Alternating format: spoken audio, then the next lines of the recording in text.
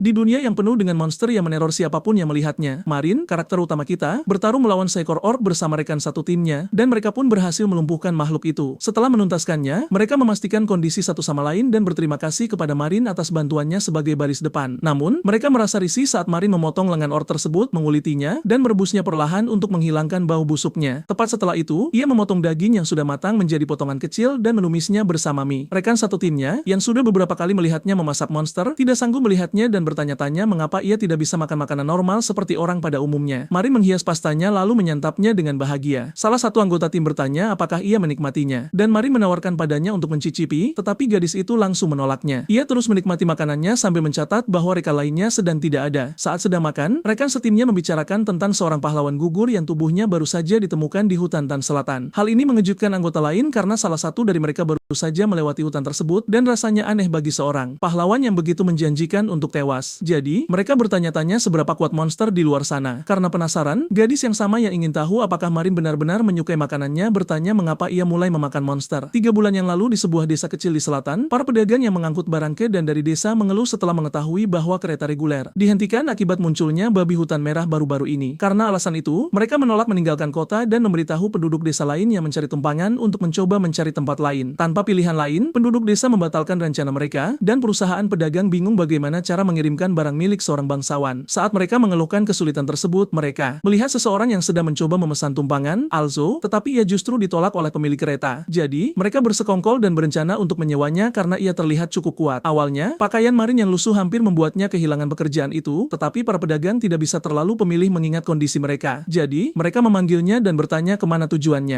Begitu Marin mengatakan ia akan pergi ke Adrama, mereka mengabarkan bahwa kelompok pedagang mereka akan menuju ke sana. Namun, alih-alih membayar, mereka ingin Marin bergabung dengan mereka hingga tujuan, dan tentu saja ia akan mendapatkan makan gratis. Dengan skeptis, Marin bertanya tentang situasi di lapangan. Namun, pedagang tersebut bermain aman dengan menawarkan kesepakatan yang saling menguntungkan. Dan dengan itu, Marin setuju untuk ikut. Ia naik ke atas kereta dan pedagang itu menyuruhnya menunggu hingga siang karena mereka ingin mencari sebanyak mungkin pelancong sebelum berangkat. Di sana, pedagang itu memperkenalkan dirinya sebagai Maham dan Marin melakukan hal yang sama. Setelah mereka meninggalkannya untuk merekrut pelancong lain, Maham tampak takut pada Marin dan berharap ia bukan seorang desertir, tetapi rekannya tidak peduli selama Marin bisa melawan monster. Pria itu kemudian menyuruh Maham untuk merekrut lebih banyak tentara bayaran jika ia begitu ketakutan. Dalam waktu singkat itu, Marin tidur siang dan teringat melihat sang pahlawan terluka parah dan tidak bisa bergerak. Ia bertanya-tanya bagaimana semuanya berakhir seperti itu. Mendengar langkah kaki dari belakang, Marin dengan takut berbalik dan melihat monster laba-laba raksasa mendekat. Jadi, ia berteriak ketakutan, mengatakan bahwa ia tidak ingin mati dan ingin pergi ke Adrama. Tiba-tiba, Maham membangunkannya dan Marin mengetahui bahwa kereta sudah penuh dengan orang dan telah memulai perjalanan mereka. Di sana, ia belajar bahwa tentara bayaran lainnya masing-masing akan pergi ke Heruam dan Adrama. Karena penasaran, Maham bertanya kemana tujuannya di Adrama dan Marin memberitahu bahwa ia akan pergi ke panti asuhan ST Ria untuk menemui keluarganya yang sudah lama tidak bisa ia kunjungi. Terkejut mengetahui bahwa kota itu memiliki panti asuhan, para tentara bayaran bertanya satu sama lain untuk mencari tahu lebih lanjut. Namun, salah satu dari mereka mengubah topik dan dengan penasaran menanyakan level Marin. Ia menjelaskan bahwa lebih mudah bekerja sama jika mereka mengetahui kemampuan satu sama lain. Dan level adalah angka yang membantu pengguna melihat kekuatan mereka sendiri melalui jendela status. Sang tetua menunjukkan statistik miliknya dan mengatakan bahwa ia level 23, yakin bahwa Marin tidak ada apa-apanya. Jadi, ia menyarankan Marin untuk bekerja keras jika ingin mencapai level tersebut. Namun, Marin memeriksa statusnya dan menemukan bahwa ia level 95. Tiba-tiba kereta berhenti mendadak dan kusir memberitahu mereka bahwa babi hutan merah sedang menyeruduk ke arah mereka. Mereka turun dari kereta dan tentara bayaran tetua itu meneriakkan perintah kepada yang lain agar memancing babi hutan itu menjauh dari kereta, tetapi mereka menyadari bahwa ia sudah terlalu dekat. Jadi, yang lain berhamburan keluar dari kendaraan. Saat Marin melihat babi hutan itu, ia mencatat bahwa monster itu sedikit aneh dibandingkan babi hutan biasa. Jadi, ia memeriksa statistik babi hutan itu menggunakan skill penilaian dan mengetahui monster itu level 62. Menyadari celah di antara mereka, Marin menyebutnya sebagai kesempatan sempurna untuk menguji sebuah serangan. Jadi, ia berlari ke arah babi hutan itu, mengabaikan peringatan sang tetua. Dan ketika babi hutan itu menutup jarak di antara mereka, Marin membelah babi hutan itu menjadi dua hanya dengan satu tebasan pedang. Babi hutan yang terbunuh dengan mudah itu mengejutkan dirinya dan tentara bayaran lainnya. Tetua itu kemudian memuji pekerjaan yang dilakukan dengan baik dan ia menepuk bahu Marin sedikit terlalu keras sambil mempertanyakan ras anak itu. Dan ketika Marin hendak menjawabnya, semua orang terdiam, tetapi kemudian tentara bayaran itu menertawakannya dan mengajak Marin untuk makan bersama. Setelah ia pergi, Marin menatap telapak tangannya, terkejut dengan kekuatan yang baru saja ia gunakan. Malam harinya, saat mereka menyiapkan makan malam, rekan-rekan pelancong berbisik satu sama lain, bertanya-tanya siapa Marin sebenarnya. Maham bahkan ikut ikut bergabung, berpikir bahwa Marin memegang pedang legendaris. Tetapi tentara bayaran pemanah menyuruhnya agar lebih baik bertanya langsung pada Marin. Saat mereka menoleh ke belakang, mereka tidak melihatnya di dekat sana. Namun beberapa saat kemudian, mereka ketakutan setelah melihat Marin menyeret bangkai monster itu ke tengah-tengah mereka. Saat itu juga, si pemanah mengonfrontasinya, meneriakinya atas tindakannya. Namun Marin yang bingung berpikir bahwa daging akan menjadi pilihan yang lebih baik. Tetap saja, ia diteriaki untuk menyingkirkan monster itu. Kemudian, ia ditawari bubur seperti yang lainnya untuk dimakan. Salah satu dari mereka mengeluh kehilangan nafsu makan setelah melihat babi hutan itu dan memperingatkan Marin untuk tidak melakukan hal seperti itu lagi. Marin kemudian mencoba bubur itu, tetapi rasanya sangat buruk sehingga ia akhirnya membuat si pemanah kesal saat ia mengeluh tentang hal itu. Gadis itu menjelaskan kepadanya bagaimana itu lebih baik daripada tidak ada apa-apa dan memperingatkannya tentang daging monster. Mengatakan meskipun Marin bisa memilih untuk mengabaikan betapa menjijikannya daging itu, mungkin saja daging itu beracun. Ia kemudian menunjukkan kepada kelompok itu yang sedang mengikat bangkai tersebut dan bersiap untuk membakarnya. Mengingat bahwa Marin menuju ke Adrama, si pemanah menasihatinya untuk makan agar menghemat energi karena perjalanan mereka masih cukup jauh. Pria itu kemudian memanggil gadis itu, memintanya untuk membakar monster tersebut karena api mereka tidak bisa membakarnya. Ia pergi menghampiri mereka, dan Marin bertanya-tanya mengapa. Tetapi yang mengejutkannya, gadis itu menggunakan sihir untuk membakar bangkai tersebut. Marin terkesan. Yang lain berharap bisa belajar sihir dan si pemanah memberitahu mereka bahwa itu cukup mudah dan berguna bagi mereka. Marin berjalan mendekatinya setelah menyaksikan aksinya dan bertanya apakah ia berasal dari menara. Gadis itu menjadi bingung dan Marin mengatakan sebagian besar penyihir berasal dari menara, tetapi ia mengingatkannya bahwa dirinya adalah seorang pemanah. Bingung karena ia menggunakan sihir, Marin bertanya kepadanya, tetapi si pemanah memberitahu bahwa ia menggunakan mantra dasar dan mantra semacam itu eksklusif untuk penyihir, sementara sihir orisinal membutuhkan waktu 3 tahun untuk dipelajari. Berasal dari paradigma yang berbeda, ia bertanya dari era mana Marin berasal dan memberitahunya bahwa bahkan petualang sederhana bisa melakukan sihir dasar seperti itu. Marin masih sulit mempercayainya sampai ia menunjukkan kota yang menerangi dirinya sendiri menggunakan batu sihir. Terperangah, Marin kaget bahwa batu semacam itu telah menggantikan lampu, dan si pemanah menyimpulkan bahwa ia pasti berasal dari tempat terpencil karena bahkan mainan anak-anak menggunakan sihir akhir-akhir ini. Pada titik ini, Marin terlihat seperti orang jadul saat ia merenungkan masa kecilnya ketika semua benda ini belum ada. Ia menoleh ke belakang dan melihat pria lain berharap daging monster itu adalah daging babi karena hanya dengan begitu mereka akan melahapnya. Beberapa hari kemudian, mereka tiba di Adrama Timur dan berterima kasih kepada Marin atas perjalanan yang aman. Marin, di sisi lain, tampak sakit karena tidak makan apa-apa, dan yang lain bertanya-tanya apakah ia memiliki penyakit menular dan itu adalah alasan ia menggunakan helm. Dengan itu, Maha memberikan sekantong kentang kepada Marin dan pergi. Saat Marin memastikan apa yang ada di dalam tas, ia menumpahkannya ke lantai dan berjalan pergi mencari panti asuhan. Gelombang nostalgia menghantamnya, meskipun kota itu terlihat berbeda dari yang ia ingat. Tetap saja, ia menggunakan memori ototnya untuk menavigasi daerah tersebut. Dengan penuh semangat berjalan ke panti asuhan, tetapi yang mengejutkannya, bangunan yang ia temui adalah sebuah toko mainan. Marin menjadi bingung saat memeriksa bangunan itu sampai pemilik toko keluar dan bertanya apakah Marin menginginkan salah satu mainan di dalam. Marin kemudian bertanya, seolah mengonfrontasi pria itu, apakah ia tahu kemana perginya penitipan anak Asterias. Tetapi pemilik toko mengatakan ia belum pernah mendengarnya dan ia adalah pemilik generasi kedua dari toko itu. Marin menjadi gelisah, namun kemudian seorang pria tua memanggilnya dan memberitahu bahwa ia mendengar tentang penitipan anak itu sudah lama sekali, tetapi ia belum pernah melihatnya di sekitar sini. Dari apa yang didengar kakek itu, tempat penitipan tersebut telah terbakar dalam serangan oleh seekor naga tertentu. Dari apa yang bisa diingat Marin tentang kehidupan sebelumnya, hidupnya tidak luar biasa dan sangat hambar. Namun pada saat ajalnya, kehangatan yang ia rasakan adalah dari meja makan, yang dikelilingi oleh anggota keluarga yang sudah mendahuluinya. Kali berikutnya Marin membuka mata setelah meninggal adalah di tempat penitipan Esteria. Ia melihat mainan ikan tepat di atas kepalanya, dan ia terkejut mengetahui bahwa ia telah bereinkarnasi. Di sana, sang suster menggendongnya dan menyambut Marin ke tempat penitipan itu, mengatakan bahwa mulai sekarang ia adalah bagian dari keluarga. Itulah ingatan Marin tentang dunia saat ini. Dan di panti asuhan itulah ia merasakan kehangatan keluarga yang ia pikir tidak akan pernah ia rasakan lagi. Maju beberapa tahun, Marin telah menjadi petualang yang mendapatkan uang dan menyumbang ke panti asuhan agar tetap berjalan. Suster tua yang merawatnya akan memberitahunya untuk tidak memaksakan diri terlalu keras demi mereka. Tetapi Marin akan menepisnya dan memberitahu bahwa ia melakukannya karena ia ingin anak-anak di panti asuhan makan makanan yang enak. Ia kemudian berjanji untuk segera kembali karena misi berikutnya adalah melawan goblin di selatan. Suster itu mendengarkannya, tetapi kemudian memintanya berjanji untuk kembali agar ia bisa mencoba kue beri favoritnya. Saat ini, seorang suster membawanya ke sebuah makam yang dibangun untuk menghormati korban penitipan anak dari serangan naga, sambil mencatat bahwa tidak ada yang mengunjungi makam itu dalam waktu yang lama. Ia mencoba bertanya kepada Marin tentang hubungannya dengan mereka. Namun ia terkejut ketika Marin berlutut di depan pohon pohon makam itu. Jadi ia mengundurkan diri. Di sana, Marin dalam keputusasaan meraih batu lisan itu dan teringat bagaimana ia gagal menepati janjinya. Pada saat yang sama, ia bertanya-tanya apakah ia bisa mengubah nasib mereka jika ia ada di sana. Saat naga itu mengamuk, hujan turun, tetapi Marin tetap berlutut di samping makam. Beberapa hari kemudian, suster itu memeriksanya, mencatat bahwa ia pasti sangat menderita karena tetap berada di makam. Jadi ia melemparkan sepotong roti kepadanya dan ketika ia menggigitnya, ia mencatat bahwa rasanya mengerikan, sehingga ia memuntahkannya. Menyadari bahwa ia tidak bisa memakan makanan normal yang dimakan orang, Marin mencatat bahwa kondisinya saat ini tidak normal. Di sana ia tetap meringkuk dan mencatat bahwa bukan hanya ia tidak bisa memuaskan rasa laparnya, tetapi ia juga kehilangan keluarganya lagi. Sekarang setelah ia kembali menjalani kehidupan yang menyedihkan, ia bertanya-tanya apakah mungkin tidak ada gunanya hidup. Tiba-tiba, ia merasakan aroma yang kaya yang berbeda dari daging biasa. Jadi ia meninggalkan kuil dan pergi ke gang sempit mengikuti aroma tersebut. Di sana ia melihat dan mendengar dua orang berdiskusi sambil membakar daging monster. Salah satu dari mereka yang berada di pinggir mengeluh tentang bagaimana mereka bisa didenda jika ketahuan membakar daging seperti itu di halaman kastil. Ini karena baunya sangat identik dengan daging normal dan mereka tidak tahu apa yang akan terjadi jika orang normal mencoba memakannya. Saat keduanya bertengkar bolak-balik, Marin merebut beberapa sisa bakaran itu dan lari ke pemakaman kuil. Di sana, ia memotong sepotong daging dan mencobanya. Yang mengejutkan, rasanya tidak buruk dan kali ini perutnya bisa menerimanya. Jadi, ia melahap daging itu dan pada saat ia menghabiskan potongan itu, ia mengambil yang utama dan terus memasukkannya ke dalam mulutnya. Ia terus makan sampai ia akhirnya menggigit lengannya sendiri tanpa sadar. Saat ia melihat tangannya berdarah, Marin jatuh ke tanah dan terisak, meminta maaf kepada keluarganya yang telah tiada karena menjadi satu-satunya yang selamat di antara mereka. Tetap saja, ia mencatat bahwa ia ingin hidup bahagia dan makan makanan lezat seperti manusia normal, tetapi bertanya-tanya apakah ia berhak melakukan itu. Ia tiba-tiba merasakan sentuhan pada lukanya dan kemudian melihat itu adalah daun dari pohon makam yang telah jatuh di tangannya. Dengan itu, ia menganggapnya sebagai pertanda. Jadi, ia bangkit dan memberitahu makam itu bahwa ia akan pergi. Namun kali ini, ia tidak akan terlambat saat kembali. Ini adalah awal dari kehidupan gourmet rahasia Marin. Di Adrama, ada menara tertentu yang disebut Hexhelm. Hexhelm adalah lembaga terkenal bagi petualang yang berspesialisasi dalam menangani setiap aspek proses mereka, mulai dari penjelajahan Dumeon hingga penaklukan monster. Mereka juga dikenal karena mengelola petualang afiliasi melalui sistem terpadu. Karena tingkat prestisi yang di bawah Hexhelm, hanya orang yang memiliki tingkat keahlian atau bakat tertentu yang dapat mendaftar. Suatu pagi, tes penilaian di mana kandidat diharuskan memukul golem uji sekeras mungkin sedang dilakukan di institusi tersebut. Selama tes, seorang elf bernama Dahlia muncul untuk mengikuti penilaian. Ketika giliran Dahlia dan ia memukul golem uji, yang mengejutkan semua orang, ia melampaui skor tinggi dengan selisih yang jauh, membuat mereka bertanya-tanya siapa dia. Sebagai hasil dari prestasi ini, kandidat lain yang juga memenuhi syarat sebagai petualang mulai mencari cara untuk merekrutnya ke dalam partai mereka. Beberapa bahkan mendekatinya dan menawarkan kesempatan untuk bergabung dengan guild mereka sambil menyentuhnya. Sebagai elf yang bangga, Dahlia memandang rendah manusia, jadi ia merasa sangat jijik dengan kenyataan bahwa beberapa dari mereka berani menyentuhnya. Segera, ia menepis tangan mereka, tetapi dalam prosesnya ia akhirnya menabrak bahu seseorang yang baru saja tiba. Marin segera meminta maaf. Dengan kikuk saat ia melangkah menuju podium untuk mengikuti tesnya. Menyadari betapa tegangnya ia, Dahlia menganggapnya sebagai pemula, jadi ia memberinya tip, menyuruhnya untuk merilekskan kekuatannya dan fokus. Marin berterima kasih padanya atas tip tersebut, tetapi Dahlia menepisnya, mengatakan sudah sewajarnya membantu sesama kaum saat ia pergi. Meninggalkan arena ujian, Dahlia menuju ke resepsionis guild yang berada di ruangan sebelah. Ketika ia sampai di sana, resepsionis yang juga seorang elf menyambutnya dengan hangat, memujinya atas prestasinya dan mengalahkan skor tinggi. Namun seperti yang diharapkan, Dahlia menepisnya dengan ringan. Resepsionis kemudian menyerahkan dokumen resmi kepadanya, ia mengakui dirinya sebagai petualang. Ketika Dahlia menerima dokumen itu, ia terkejut dengan kenyataan bahwa ia diakui sebagai petualang peringkat D meskipun prestasinya. Namun resepsionis memberitahu bahwa itu hanyalah kebijakan bagi setiap petualang baru untuk memulai di peringkat D. Ia kemudian meyakinkannya bahwa dengan keahliannya, ia pasti akan menaiki hierarki dalam waktu singkat. Tidak sabar, Dahlia meminta quest yang tersedia agar ia bisa memulai perjalanannya ke puncak. Dan resepsionis menyerahkan dua quest peringkat D yang saling terkait tentang berburu gargole di sebuah rumah besar. Seperti yang diharapkan, ia mencoba menerima keduanya, tetapi resepsionis menentangnya karena quest tersebut hanya terbatas untuk kelompok. Rupanya, rumah besar itu belum dibersihkan dalam waktu yang lama, dan karena para petualang telah mengabaikannya untuk sementara waktu, jumlah monster di dalamnya telah berlipat ganda. Mengingat bahwa Dahlia hanya bisa mendaftar untuk quest dengan kelompok, ia melihat sekeliling ruangan untuk mencari anggota yang cocok, tetapi hanya melihat sekelompok pecundang yang payah. Tiba-tiba, golem uji latihan dari ruangan sebelah menabrak dinding dan mengenai Dahlia, membuat semua orang kacau. Saat mencoba memulihkan diri, Dahlia terkejut menemukan bahwa Marin adalah orang yang bertanggung jawab atas situasi tersebut. Tetap saja, ia merasa aneh karena golem uji memiliki berat yang sama dengan banteng dewasa penuh. Segera, ia memutuskan bahwa ia akan menjadi rekan setim yang hebat. Marin meminta maaf atas kerusakan yang ditimbulkan, tetapi resepsionis memberitahu memberitahu bahwa itu bukan masalah selama ia membayar kerusakannya. Ia kemudian melanjutkan dengan menjumlahkan uang yang harus dibayar untuk perbaikan tersebut. MC kita, yang tidak punya uang, mengungkapkan bahwa ia tidak punya uang, tetapi resepsionis meyakinkannya bahwa ia bisa meluangkan waktu untuk membayarnya selama tidak memakan waktu terlalu lama. Tanpa membuang waktu, Dahlia mendekatinya dan memintanya untuk bekerja sama dengannya karena mereka bagaimanapun juga sesama kaum. Terkejut, Marin bertanya-tanya mengapa Elf dari sebelumnya begitu menyukainya. Ia menganalisis statistiknya dan memastikan bahwa ia sendiri cukup kuat, membuatnya semakin bingung. Akhirnya, ia setuju untuk bekerja sama, dan mereka berdua setuju untuk masing-masing menyelesaikan salah satu quest. Bahkan resepsionis menjadi bersemangat atas persatuan tersebut karena ia percaya kekuatan Marin sebagai prajurit akan melengkapi keterampilan Dahlia sebagai pemanah. Saat mereka memperkenalkan diri dan mencoba untuk saling mengenal, resepsionis mengumumkan partai tersebut saat ia mendaftarkan mereka. Dahlia kemudian terkejut saat mendengar resepsionis mengumumkan Marin sebagai manusia karena ia menganggapnya sebagai elf selama ini. Sepanjang perjalanan ke rumah besar, Dahlia terus merendahkan Marin, memperjelas kebenciannya terhadap manusia di sepanjang jalan. Marin tahu tampaknya ada dendam antara elf dan manusia, tetapi ia tidak menyangka akan sedalam ini karena resepsionis tidak menunjukkan sifat apapun yang ditunjukkan Dahlia. Tetap saja, ia tetap tenang sampai mereka tiba. Ketika mereka sampai di sana, Dahlia merasakan aura gelap yang datang dari rumah besar tersebut, jadi ia memastikan itu sesuai dengan namanya. Melihat sekeliling, ia melihat gargole besar di atas rumah besar, tetapi ia memutuskan untuk mengabaikannya karena itu bukan misi yang ia pilih. Ia kemudian melihat segerombolan gremlin level 18 yang mengerumuni kastil. Gremlin pada dasarnya adalah gargole muda, yang tampaknya cukup kuat juga. Dahlia merendahkan Marin sekali lagi, memintanya untuk mundur agar ia tidak menghalangi jalannya. Namun yang mengejutkannya, Marin berjalan melewatinya tanpa mengucapkan sepatah kata pun. Marah, ia berteriak pada Marin, memintanya untuk tidak mengabaikannya. Dan Marin hanya menjawab bahwa ia hanya melakukan apa yang diminta. Dahlia menyebutnya kasar dan menyalahkan fakta bahwa manusia rendahan seperti dia bahkan tidak punya waktu untuk belajar tentang tata krama dalam hidup mereka yang singkat. Namun Marin memotong dengan menyatakan bahwa Dahlia tidak punya hak untuk menyebutnya berumur pendek karena ia berusia lebih dari 100 tahun. Mendengar ini, Dahlia menjadi pucat karena bertanya-tanya apakah ia baru saja mendengarnya dengan benar. Marin kemudian menyuruhnya untuk berhenti dengan komentar kebenciannya dan fokus pada quest yang sebenarnya sementara ia fokus menyelesaikan miliknya juga. Dengan mengatakan itu, ia masuk rumah besar untuk mengurus para gremlin, tetapi Dahlia menghentikannya sekali lagi, bertanya apakah ia berniat masuk sendirian. Marin menjawab bahwa gremlin hanya berada di level 18 dan bahwa pada level mereka, ia tidak berharap mereka bersiap sebelum menghadapi mereka. Mendengar itu, Dahlia menyadari bahwa Marin pasti telah melihat statistiknya. Karena hanya individu yang memiliki keterampilan penilaian dengan kaliber tersebut, ia bertanya-tanya apakah Marin lebih kuat darinya, tetapi segera menyimpulkan bahwa ia pasti telah menggunakan keterampilan curang sebagai gantinya. Ia kemudian mulai menghinanya, menyebutnya norak dan tidak tahu malu karena mengintip statistiknya tanpa izinnya. Tanpa sepengetahuannya, seekor gremlin menyerangnya dengan kecepatan penuh dari kejauhan. Saat ia mengamuk dengan hinaannya, gremlin itu cukup dekat untuk merobek kepalanya. Tetapi untungnya bagi Dahlia, Marin masuk dan membunuhnya tepat waktu. Ia mengakui bahwa ia memang memeriksa statistiknya, tetapi menyatakan bahwa itu seharusnya bukan alasan baginya untuk menyeretnya ke bawah. Dahlia tersinggung dengan pernyataan itu seperti biasa dan mulai marah lagi, tetapi Marin hanya pergi untuk menyelesaikan tugasnya. Jadi Dahlia tidak punya pilihan lain selain melakukan hal yang sama. Setelah beberapa saat, Marin menjatuhkan 50 gremlin sesuai persyaratan misi. Sementara itu, Dahlia berjuang sangat keras di pihaknya karena ketebalan kulit gargole. Marin mempertimbangkan untuk membantunya sebentar, tetapi kemudian menyimpulkan bahwa Dahlia seharusnya cukup jantan untuk setidaknya bisa keluar hidup-hidup. Ia kemudian memutuskan untuk memusatkan perhatiannya pada hal lain, mengubah salah satu gremlin yang mati menjadi hidangan kelas atas. Meskipun tidak yakin bagian mana yang harus dimakan, Marin berkomentar bahwa karena makhluk-makhluk itu sangat mirip dengan katak, mereka mungkin harus disiapkan dengan cara yang sama. Ia mengumpulkan bagian-bagian yang terlihat bisa dimakan untuk sate, tetapi melihat betapa sedikitnya itu, ia memutuskan untuk menyertakan organ mereka juga. Setelah membersihkannya dengan benar, ia menumpuknya di atas tongkat dan mulai memanggangnya dengan hati-hati sebelum mencicipinya. Ketika ia mencicipi daging itu, ia menyamakan rasa dan kelembutannya dengan ayam atau bebek saat daging itu meleleh langsung di mulutnya. Tiba-tiba, tubuhnya mulai mati rasa saat ia jatuh ke tanah. Ia kemudian menyadari bahwa ia telah diracuni oleh daging itu. Tanpa penawar, Marin bertanya-tanya langkah cepat apa yang bisa ia ambil untuk menyelamatkan hidupnya. Tiba-tiba ia sadar bahwa gremlin tidak menggunakan racun untuk serangan mereka. Jadi, jika tubuh mereka secara alami mengandung racun, itu hanya berarti mereka bisa menetralkannya sendiri. Segera, ia menggali bangkai gremlin lain dan menemukan hatinya, karena itu kemungkinan besar organ yang bertanggung jawab untuk netralisasi. Ia kemudian memutuskan untuk mempertaruhkan nyawanya pada informasi yang baru saja ia temukan. Setelah memakan hati gremlin, Marin memeriksa jendela statusnya dan memastikan bahwa racun telah berhasil dinetralkan. Lega, Marin duduk tegak dan bersyukur pada keberuntungannya karena selamat dari cobaan itu. Menyadari bahwa orang memiliki lebih banyak alasan untuk menghindari makan daging monster selain tampilannya yang menjijikan, ia menyarankan untuk meneliti penawar racun di samping. Namun, Dahlia mengganggu waktu bersenang-senangnya dan menuntut menuntut penjelasan. Melihat Marin memakan sisa-sisa gremlin, pendapat Dahlia tentang manusia semakin merosot dan ia bertanya kepada Marin bagaimana ia bisa mengonsumsi sesuatu yang begitu menjijikan dengan wajah datar. Marin teringat bahwa elf adalah vegetarian dan segera memberitahunya untuk tidak mengejek apa yang selaras dengan selera orang lain. Dahlia bersikeras bahwa ini bukan tentang memahami dan menghormati selera satu sama lain. Ia meratapi karena berakhir di partai yang sama dengan manusia dan menyaksikan pemandangan yang menjijikan itu. Elf yang dramatis itu tersentak ngeri dan ingin segera kembali ke pohon dunia. Dengan mata berkaca-kaca, Dahlia bertanya apakah Marin sudah menyelesaikan bagian questnya dengan mengumpulkan mata gremlin dan bertanya mengapa ia masih berlama-lama di area tersebut. Karena tidak mau melanggar syarat quest untuk bekerja sebagai partai dua orang, Marin membahas kerugian bertindak secara terpisah yang mungkin nantinya melibatkan resepsionis, Daisy, yang menugaskan mereka quest. Dahlia tetap bersikeras mengambil risiko daripada menerima bantuan dari manusia manapun. Namun Marin punya rencana lain. Ia memutuskan untuk membantu Dahlia menjatuhkan para gargole dan dengan cepat menyelesaikan quest tersebut. Sebelum Dahlia bisa bereaksi, Marin memukul pedangnya pada panci sambil mengklaim bahwa ia dulunya adalah seorang prajurit perisai. Suara keras ini mengaktifkan skill provokasinya, yang menarik perhatian monster di dekatnya ke arahnya. Seketika, efek skill itu mencapai gremlin dan gargole di dekatnya, tetapi Dahlia menatapnya dengan bingung, bertanya-tanya apa hubungan memukul panci dengan menjadi prajurit perisai. Beberapa saat kemudian, ia melihat banyak monster bergegas ke arah mereka, dan rahannya ternganga tidak percaya. Dahlia kemudian menyadari bahwa Marin menggunakan skill agro yang paling ikonik yang disebut provokasi. Ia segera melarikan diri, bertanya-tanya mengapa manusia gila itu menggunakan skill yang dimaksudkan untuk melindungi anggota partai seperti itu. Di sisi lain, Marin bertanya-tanya mengapa skill itu selalu seefektif itu, tetapi kemudian melemparkan panci itu ke bawah dan memutuskan bahwa itu tidak masalah. Saat itu juga, ia mengambil kuda-kuda dan meneriakkan skillnya, ilmu pedang, dan seni bela diri. Dengan itu, sistem memicu ilmu pedang, yang merupakan skill peringkat A yang meningkatkan damage pedang secara proporsional, dan seni bela diri, yang merupakan skill peringkat B yang meningkatkan kelincahannya untuk pertempuran jarak dekat. Monster-monster itu menerjang ke arah Marin, tetapi ia tidak terpengaruh. Setelah menciptakan jarak, Dahlia memutuskan untuk mendukung Marin dengan keterampilan memanahnya. Yang mengejutkannya, Marin dengan mudah menebas gerombolan monster yang mengelilinginya. Dahlia tidak percaya dengan matanya sendiri karena ia berjuang melawan 5 gargole sebelumnya, tetapi Marin mengalahkan mereka dengan mudah. Hari itu, Dahlia bertanya apakah Marin tidak keberatan berbagi kredit dengannya karena ia pada dasarnya menjatuhkan semua monster sendirian. Untungnya baginya, Marin setuju tanpa ragu karena itu adalah quest partai dan mengingatkan padanya bahwa ia melakukannya karena Dahlia ingin menyelesaikan quest lebih cepat. Tiba-tiba, telinga Dahlia bergerak-gerak dan ia buru-buru melihat sekeliling bertanya apakah ia mendengar sesuatu. Saat ia melacak sumber suara, Marin berpikir tentang cara telinga elf itu bergerak dan merasa itu menarik. Tak lama kemudian, Dahlia bergegas pergi, meninggalkan Marin dalam kebingungan. Dahlia segera tiba di tepi tebing dan melihat kereta tertunda karena kecelakaan rusa. Dua pria sedang mendiskusikan penundaan tersebut, mengeluh karena mereka sedang terburu-buru untuk mencapai pasar gelap keesokan harinya. Karena frustrasi, salah satu dari mereka menendang Buddha Elf dan memerintahkannya untuk menyelesaikan situasi dengan cepat, tetapi itu membuat Dahlia marah. Buddha itu jatuh ke tanah dan memohon kepada para pedagang untuk tidak memukulnya, dan Dahlia memberitahu Marin bahwa itulah alasan ia membenci manusia. Setelah mengungkapkan kebenciannya terhadap manusia, ia memberitahu Marin untuk mengambil senjatanya dan menghukum para pedagang Buddha bersamanya. Tetapi Marin tidak tertarik pada apapun di luar quest. Ia menyarankan bahwa Buddha itu mungkin Buddha legal yang terikat oleh utang atau kejahatan. Dahlia membalas dengan mengingatkannya bahwa pria-pria itu menyebutkan pasar gelap, tetapi Marin menasihatinya untuk melapor kepada penjaga kota dan mulai berjalan pergi. Mendengar jawabannya, pendapat Dahlia tentangnya turun lebih jauh lagi, dan ia memutuskan untuk menangani situasi itu sendirian. Saat ia pergi, Marin mendengar suara isak tangis pelan dan berhenti. Di dalam kereta ada seorang elf wanita yang berusaha keras menenangkan anaknya yang menangis. Saat Dahlia berdebat apakah akan menghadapi para pedagang Buddha itu sendirian, pedang Marin melesat melewatinya dan menghantam salah satu roda kereta, meninggalkan para pedagang Buddha itu terdampar. Terkejut, Dahlia menuntut untuk mengetahui mengapa ia berubah pikiran setelah menolak untuk membantu sebelumnya. Marin teringat kebaikan yang ia terima dari seorang biarawati selama masa kecilnya. Ia memutuskan untuk mengabaikan politik yang terjadi di antara orang dewasa dan menjadikan anak itu prioritasnya karena anak-anak tidak bersalah. Saat para pedagang Buddha berjuang untuk memahami apa yang baru saja terjadi, bos mereka melihat Dahlia dan dengan cepat menunjuk mereka ke mitranya. Salah satu pengkhianat segera menuntut untuk mengetahui siapa mereka. Namun sebelum ia bisa selesai berbicara, Dahlia dan Marin melompat menuruni tebing dangkal dan mendarat di depan mereka, mengabaikan ancaman itu sepenuhnya. Setelah itu, Dahlia dengan marah mengoceh tentang arogansi manusia dan menyatakan bahwa ia datang untuk menyelamatkan rekan-rekannya. Bos pengkhianat itu dengan cepat menanggapi dengan mengklaim bahwa semua Buddha yang dimilikinya legal dan mengklaim bahwa mereka adalah pedagang Buddha yang diakui secara resmi di bawah keluarga Marquess Best. Untuk mendukung kliennya, ia menunjukkan kepada mereka lambang keluarga Bastille yang terukir di keretanya. Ia kemudian menuntut permintaan maaf mereka dan pembayaran untuk perbaikan kereta. Saat ia berbicara, ia menghina Dahlia, menyebutnya pembuat onar yang bodoh yang langsung mendorongnya ke batas kemampuannya. Yang mengejutkan semua orang, Marin dengan tenang melangkah masuk dan mengungkapkan bahwa lambang di kereta itu bukanlah lambang keluarga Best. Bos pedagang Buddha itu panik dan menjelaskan fitur lambang tersebut tersebut untuk meyakinkan mereka, tetapi Marin segera menunjukkan kesalahan pada lambang palsu mereka. Ia menjelaskan bahwa serigala pada lambang Beast yang asli memiliki satu mata yang terbelah, ciri yang merujuk pada leluhur keluarga yang bermata satu. Lambang di kereta mereka, bagaimanapun, menunjukkan serigala dengan dua mata normal. Wahyu ini membuat rahang bos itu jatuh, dan para pedagang Buddha panik saat Marin menjelaskan hukuman untuk peniruan bangsawan, yaitu hukuman mati. Berharap untuk membungkam mereka, bos itu memerintahkan tentara bayarannya untuk menghabisi keduanya, dan mereka dengan cepat beraksi. Tidak terpengaruh oleh serangan yang datang, Marin dengan santai berbicara tentang bagaimana tentara bayaran menghindari pertempuran dengan rekan mereka di masa lalu dan bertanya-tanya apakah itu berbeda saat ini. Ia kemudian mengirim tentara bayaran itu terbang dengan pukulan kuat di perutnya. Tentara bayaran itu menabrak tanah, langsung kehilangan kesadaran, dan itu mengejutkan para pedagang Buddha. Saat bos itu bertanya-tanya bagaimana tentara bayaran besar itu bisa tersingkir dengan satu pukulan, sebuah anak panah melesat melewati wajahnya, dan ia jatuh ke tanah. Dihadapkan dengan tekanan hebat yang datang dari Dahlia, bos itu segera menyerah. Hari itu, para elf yang dibebaskan berterima kasih kepada Dahlia karena menyelamatkan mereka, dan ia bergabung dengan Marin. Ia meminta maaf karena membuatnya menunggu, tetapi Marin bertanya apakah ia sudah selesai dengan urusannya. Dahlia kemudian melanjutkan dengan menjelaskan pengaturan yang dibuat untuk para elf dan pedagang Buddha yang telah diserahkan kepada penjaga kota. Anak elf yang dibebaskan menarik perhatian Marin dan memuji gerakan kerennya sebelum berterima kasih padanya. Orang tuanya juga berterima kasih padanya saat mereka pergi, tetapi kata-kata anak itu meninggalkan perasaan hangat di dadanya. Tak lama kemudian, Dahlia dengan enggan berterima kasih kepada Marin karena membantunya menyelamatkan kaumnya. Tetapi Marin mengabaikan rasa terima kasih itu dan dengan belak-belakan memintanya untuk membayarnya saja. Terkejut dengan tanggapannya, sikap Dahlia berubah 360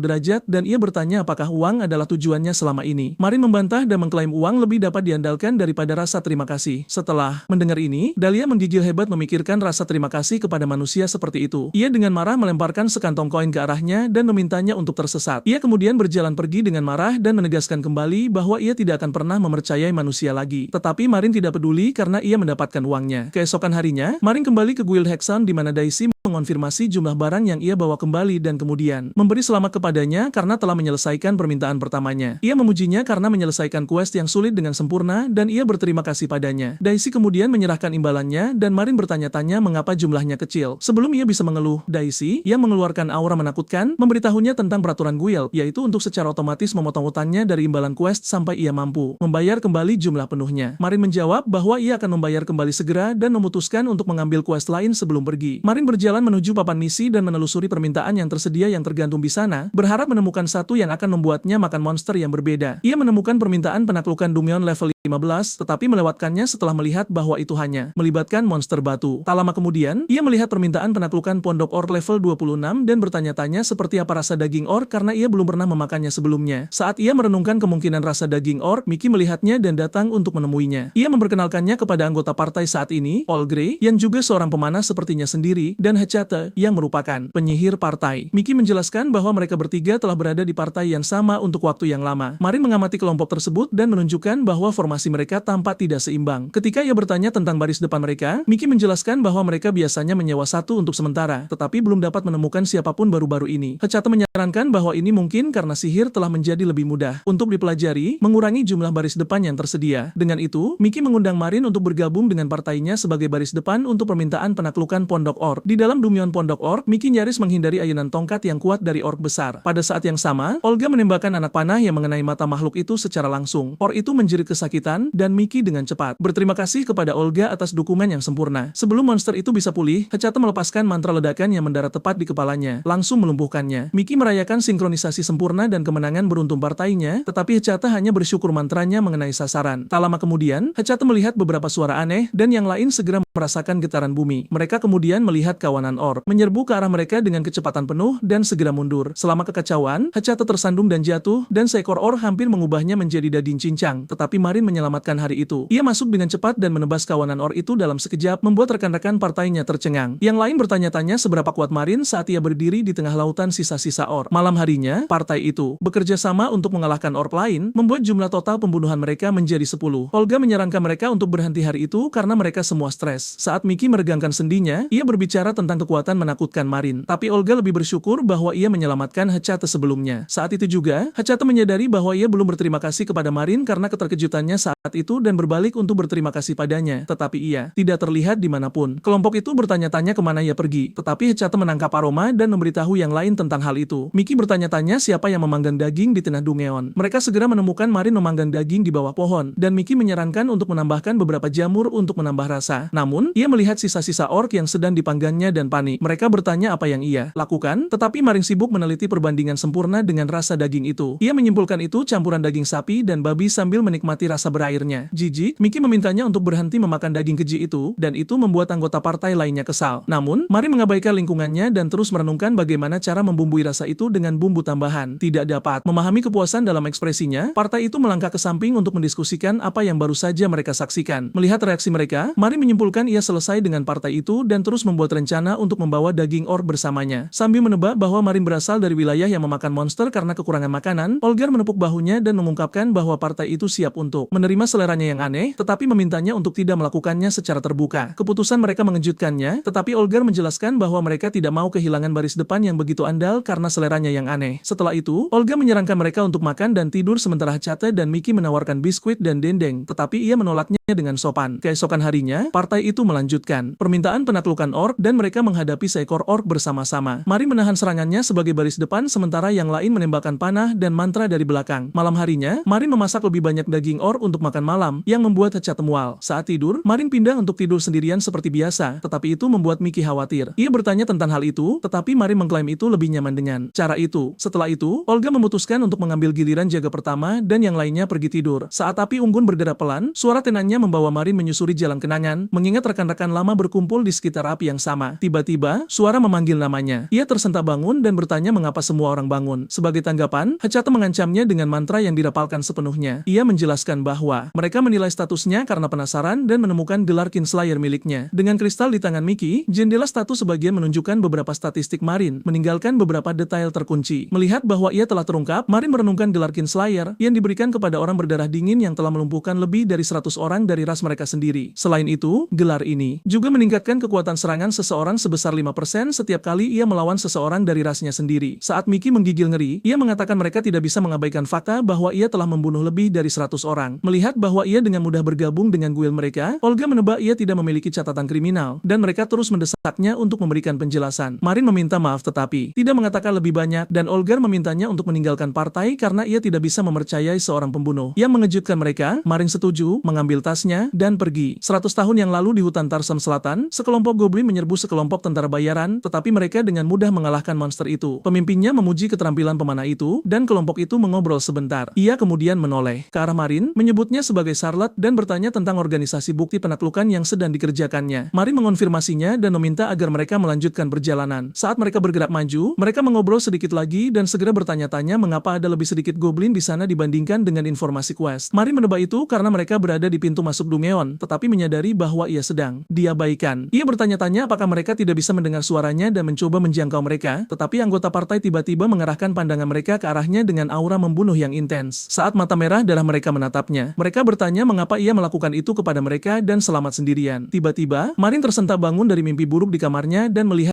keluar jendela. Beberapa saat kemudian, ia tiba di gedung guild, tetapi petualang lain berbicara di belakangnya, mengungkit rumor dan beberapa cerita karangan lain yang disesuaikan dengan selera mereka. Melihat bahwa orang-orang melebih-lebihkan rumor itu, ia memutuskan untuk mengabaikannya dan menemui Daisy. Namun, ia memberitahunya tentang promosinya ke peringkat C dan menyerahkan sertifikatnya. Ia mencatat bahwa ia belum mengikuti ujian promosi, tetapi Daisy memberitahunya bahwa ujian itu dihapuskan beberapa tahun lalu dan menjelaskan bagaimana promosi bekerja sekarang. Rupanya, peringkat seseorang secara otomatis meningkat ketika kemampuannya diakui. Sambil memikirkan tren dan perubahan baru-baru ini, tidak seperti masa lalu, Marin bertanya apakah ia bisa mengambil quest peringkat C segera, dan ia menunjukkan yang tersedia. Dengan peningkatan opsi quest, Marin melihat permintaan sarang harpi level 30, yaitu untuk memperoleh bulu harpi. Namun, penggemar daging monster itu memikirkan bagaimana rasa daging harpi dan membandingkan bentuknya dengan ayam. Entah dari mana, Dahlia mengganggu perencanaan strategisnya yang seharusnya dan berbicara tentang rumor yang beredar. Sambil mengabaikannya, Marin menerima quest harpi, dan itu membuat Dahlia marah. Ia dengan marah menyuruh Marin Marin untuk tidak mengabaikannya karena mereka mendekatinya karena kebaikan. Marin secara singkat bertanya-tanya mengapa ia menggunakan kami alih-alih saya. Tetapi seorang wanita biasman tiba-tiba mengganggu mereka, bertanya kepada Dahlia apakah dia manusia yang ia bicarakan. Dahlia kemudian memperkenalkannya sebagai pemimpin partai baru yang ia ikuti, dan biasman itu memperkenalkan dirinya sebagai imitar, berbicara dengan perilaku seperti kucing yang aneh di akhir kalimatnya. Saat ia bertengkar bolak-balik dengan Dahlia, Marin diam-diam menilai statistiknya dan melihat detail biasman level 59, yang juga seorang pendeta. Ia memperhatikan bahwa status kekuatannya adalah yang tertinggi, tetapi kelas pekerjaannya mengejutkannya. Imitar menyadari penilaiannya dan secara terbuka mengonfirmasi kelasnya, meskipun ia tidak menyerupai seorang pendeta normal sama sekali. Marin teringat bahwa klerik biasanya merupakan peran pendukung yang berfokus pada penyembuhan dan menilai dari penampilan imitar, ia tampak jauh dari suci. Setelah itu, Dahlia menceritakan bagaimana ia bergabung dengan partai setelah mencari partai dengan ras selain manusia. Ia menemukan partai pembenci manusia yang diiklankan imitar dan memutuskan untuk bergabung. Selain itu, partai itu terdiri hanya dari mereka berdua. Imitar dan Dahlia kemudian mengungkit rumor Kinslayer Marin yang sedang tren, dan imitar menganggapnya sebagai prestasi yang mengesankan. Ia dengan santai mengundangnya untuk bergabung dengan partainya, tetapi ia bertindak tidak tahu apa-apa, sehingga menerima beberapa penghinaan dari Dahlia. Imitar mengulangi undangan tersebut dan setelah memperhatikan penolakannya, secara belak-belakan menjelaskan situasinya saat ini. Dengan reputasinya sebagai Kinslayer yang sekarang tersebar luas, tidak ada yang mau membentuk partai dengannya. Melihat sekeliling, Marin segera mengerti apa yang ia maksud dan memutuskan untuk menemani mereka untuk sementara. Imitar dengan ceria menyambutnya dan menyarankan untuk menguji keterampilan dan kecocokan mereka. Bingung, Marin bertanya-tanya apa yang ia maksudkan,